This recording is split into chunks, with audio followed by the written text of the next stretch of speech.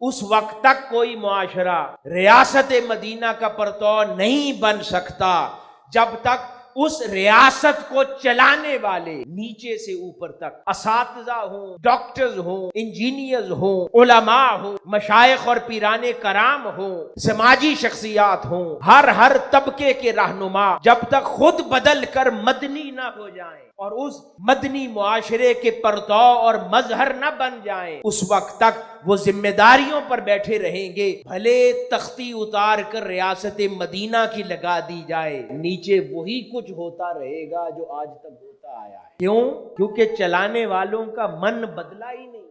دل بدلے گا تو تقدیر بدلے گی نا۔ تو چلانے والی وہی رسمیں ہوں، وہ پرانی باتیں ہوں، وہی عادتیں ہوں، وہی بری خصلتیں ہوں، وہی کرپشن ہو، وہی برے اخلاق ہوں، وہی تنگ نظری ہو، اور اب کہیں کہ آج سے ہم ریاست مدینہ ہیں اور ذمہ داریاں انہی کے ہاتھوں میں رہیں تو کبھی تقدیر نہیں بدل سکتی۔ تو اس کے لیے پہلا قدم یہ ہوتا ہے کہ ان افراد کی تیاری کی جائے جنہوں نے کسی ریاست کو ریاست مدینہ کا مظہر بنانا ہے۔